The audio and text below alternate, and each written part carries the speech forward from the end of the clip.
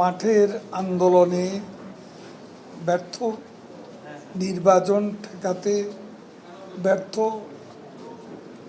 এই ব্যর্থতার কারণে তারা আসলেই হতাশ এবং ক্লান্ত। অবাধ ও শান্তিপূর্ণ নির্বাচন উপহার দিতে নির্বাচন কমিশন যথেষ্ট তৎপর ছিল। নির্বাচন কমিশন ছাড়াও সহকারী রিটার্নিং অফিসার, নির্বাচন পরিচালনা নিয়োজিত সরকারি কর্মকর্তা কর্মচারী, স্থানীয় প্রশাসন, police, BGB, RAB, Ansar, fire brigade, গ্রাম পুলিশ পর্যবেক্ষক, প্রিজাইডিং ও পোলিং অফিসার সহ যারা দায়িত্ব পালন করেছেন সকলকে আমি একটা মোটামুটি শান্তিপূর্ণ নির্বাচন অনুষ্ঠানের জন্য আওয়ামী লীগের পক্ষ থেকে আন্তরিক ধন্যবাদ জ্ঞাপন করছি। নির্বাচনে অংশগ্রহণকারী ভোটারদের অভিনন্দন জানাচ্ছি। নির্বাচনকে অর্থবহ করে তোলার জন্য প্রার্থীদেরও ধন্যবাদ জানাচ্ছি।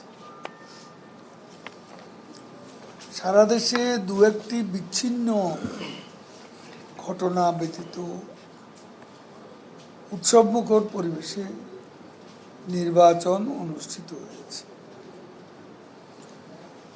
তবে এখন পর্যন্ত এই নির্বাচনে প্রাণহানির কোনো খবর নেই। এ ধরনের সংবাদ এখন পর্যন্ত আমরা পাইনি। তার মানে নির্বাচন চলাকালে কোনো প্রকার ক্যাজুয়ালিটি হয়েছে এমন কোনো প্রমাণ নেই। আর কক্সবাজারে সম্ভবত একটা ভোট কেন্দ্র স্থগিত করা হয়েছে। ছোটখাটো ঘটনা। হবিগঞ্জে ভোট জালিয়াতির অভিযোগে একজন গ্রেপ্তার। চট্টগ্রামের পটিয়ায় ব্যালট পেপার ছিনতাইয়ের ঘটনা, একটি কেন্দ্রের ভোট গ্রহণ স্থগিত করা হয়েছে। পটিয়া আর জাল ভোট প্রদানে সহায়তা করা নোয়াখালী সদর উপজেলায় একজন এজেন্টকে কারাদণ্ড প্রদান করা হয়েছে। উপজেলা নির্বাচন সফল করা সত্যি একটা বড় চ্যালেঞ্জ। এই নির্বাচন বিরোধী মিথ্যাচার, অপপ্রচার, গত নির্বাচনে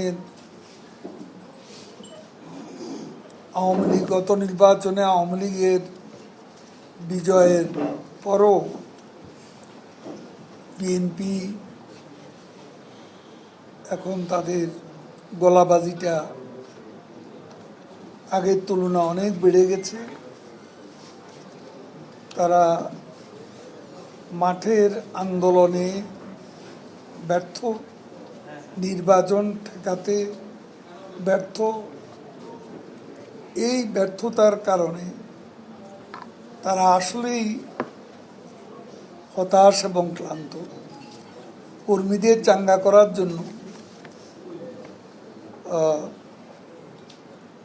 তারা সর্বশেষ যে কর্মসূচি সেটা দেখলাম লিফলেট বিতরণ।